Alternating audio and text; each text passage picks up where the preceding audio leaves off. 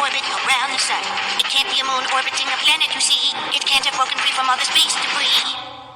I'm Varuna from the Kuiper Belt. Beyond Neptune, I'm so cold that my ice won't melt. I rotate fast, which changes my silhouette into an egg shape like how many other dwarf planets. I'm Ixion, a trans-Neptunian object, which means I'm further from the sun than Neptune gets. Like Pluto, for every 2 times I orbit the sun, Neptune orbits 3. I'm called a Plutino, everyone. I'm Celicia, a trans-Neptunian object. I'm really far out, way past Pluto's orbit. It's dark and cold out here, but I don't mind. My moon Actia is with me all the time. What makes a dwarf planet candidate? How does an object qualify?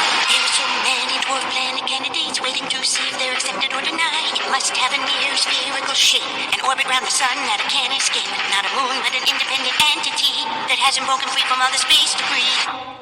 Chaos! A QB-1 is what they call me. A Kuiper Belt object not moved by Neptune's gravity. Far enough from Neptune, I have an orbit on my own, traveling the outer solar system, exploring the unknown. Varda, a QB-1, and I'm not alone. I have one moon Lamare to call my own, both named after characters from the Silmarillion by the author of Lord of the Rings, Tolkien. I'm Quayor, a QB-1, or classical Kuiper Belt object, you know. I have icy volcanoes that spew water, not melted rock, and I have one moon with me named Waywat. What makes a dwarf planet candidate? How does an object qualify?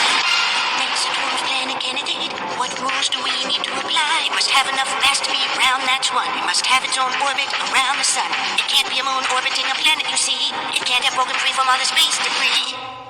Candidate Orcus and my moon Vance here, across the solar system from Pluto like a mirror. I'm called the anti-Pluto because I orbit opposite me. When Pluto's a perihelion, I'm an aphelion, you see. 2002 MS4.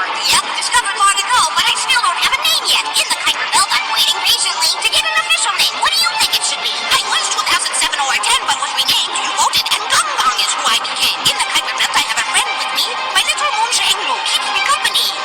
What makes a dwarf planet candidate? How does an object qualify? What makes a dwarf planet candidate? What rules do we need to apply? It must have a near spherical shape, an orbit round the sun that it can't escape. Not a moon, but an independent entity that hasn't broken free from all the space debris. Sedna, I live beyond the Kuiper Belt disk, and the spherical Oort cloud is my premises. Mars and I are the reddest objects in the solar system, you see. I travel alone, I have no moon with me. I'm the goblin from the Oort cloud. The icy region beyond the Kuiper Belt is where I'm found. Much farther from the sun than Pluto, about 2.5 times. My discovery supports the theory that there could be planet 9. What makes a dwarf planet candidate? How does an object qualify? There are so many dwarf planet candidates waiting to see if they're accepted or denied. We're